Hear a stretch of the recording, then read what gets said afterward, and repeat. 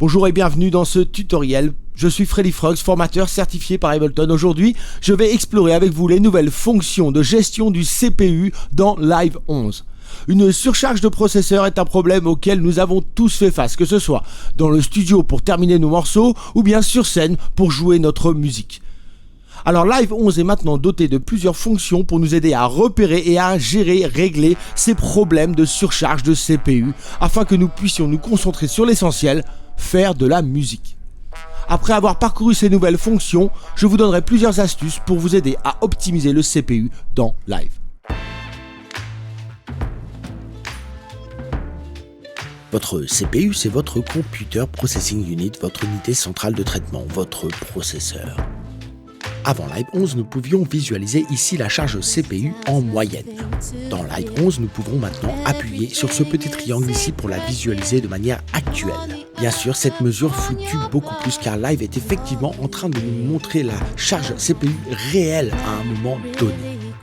En moyenne, c'est beaucoup plus stable. On peut comparer ça aux deux différentes mesures que l'on a des signaux dans les pistes de Live. En vert clair, c'est le RMS, la moyenne, et en vert foncé, c'est le pic.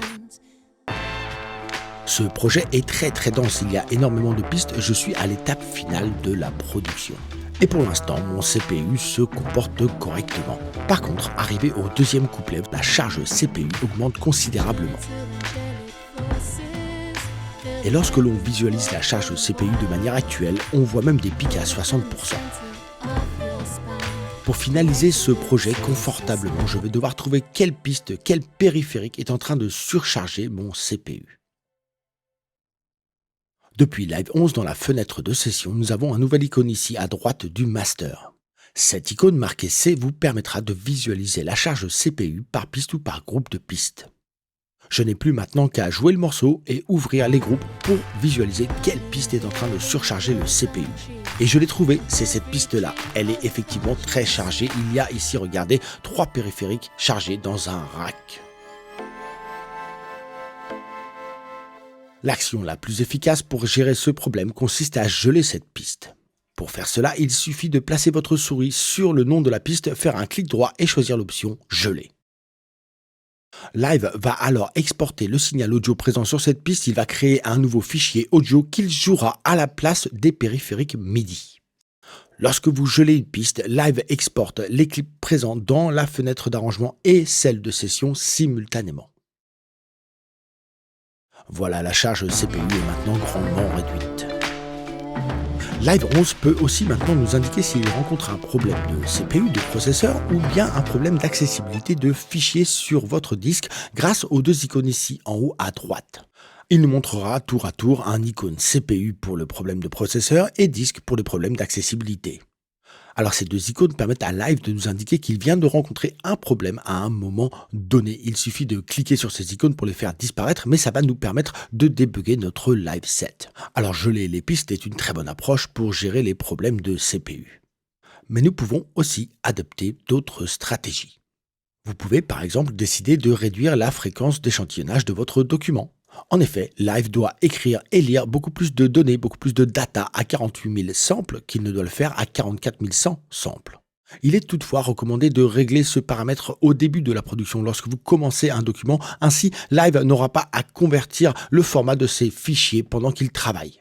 Vous pouvez aussi augmenter la taille de votre mémoire tampon. Ce paramètre détermine combien de données, combien de data Live peut traiter d'un seul coup.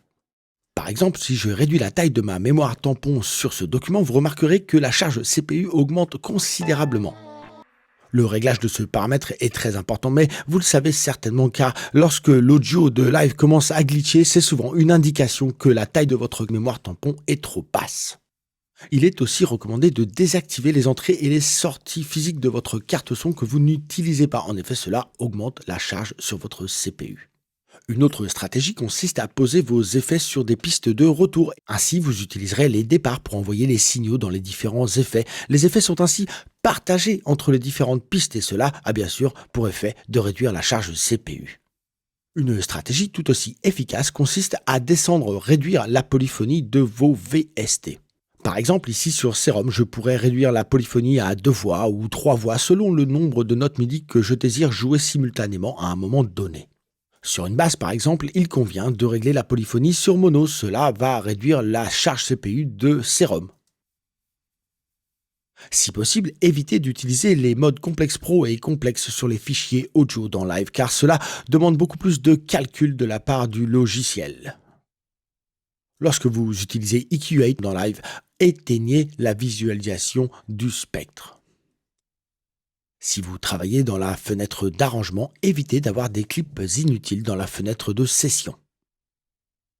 Et comme votre processeur n'est pas réservé à Live sur votre ordinateur, évitez d'allumer le Wi-Fi. Désactivez aussi son Bluetooth ou bien sa caméra.